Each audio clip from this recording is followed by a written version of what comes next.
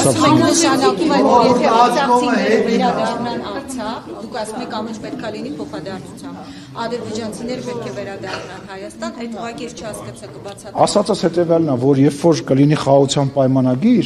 հայերը կարող են ապրել Բաքվում, մնացածը կարող են վերադառնալ այն գյուղերը, որոնք որ ժամանակին իրանք ապրել են Հայաստանի տարածքում, ասենք, չգիտեմ, հիմա ոնց են հայերը ապրում Վրաստանում, նույն տրամաբանության մեջ, այսինքն մենք որ ասում ենք խաղաղություն, պատկերացնում ենք խաղաղություն, բայց մենք իրար բարև չենք տալի եւ իրար չենք նայում, 5 րոպե հետո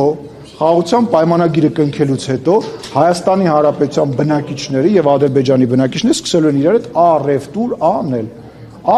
անել, իրար հետ բոլոր հնարավոր ձևերով կոմունիկացվել եւ շփվել։ Ախր 5 րոպե հետո։ Գազ։ Չգիտեմ, ինչ որ բան կլինի կարող մենք էլ իրար ջերմուկ կտանք, իրան հոսանք։ Պատերազմից հետո Ահա,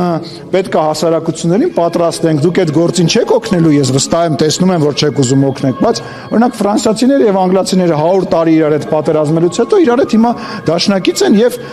այլ երկրներ են ռմբակոծում իրենց ինքնաթիռներով։ Ես հավատում եմ, որ մենք շատ տարիներ իրար կողք ապրել ենք, ես հավատում եմ, որ եթե կամք լինի իրենց կողմից,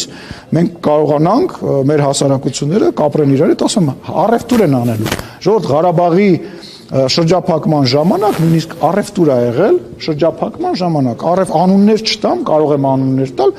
Ղարաբաղի որոշ ներկայացուցիչ, կոնյակով չեն գոյատևում, կոնյակի մասին է խոսքը։ Կոնյակ են վաճառել, փող են վերցրել, առևտուր են արել, վերջ ասեք, մի ապրեք հեքիաթների մեջ, որ առևտուր չի լինելու, այդպես բան ենք, պատ ենք կառուցելու, իրար բարև չտանք։ Հիմա Ռուսաստանում ներողություն եմ խնդրում, Ռուսաստանում ոչինչ թող նիստը վարի մեկնումեկը։ Մարդ չկա, գնամ նիստ վարեմ, ինչ անեմ։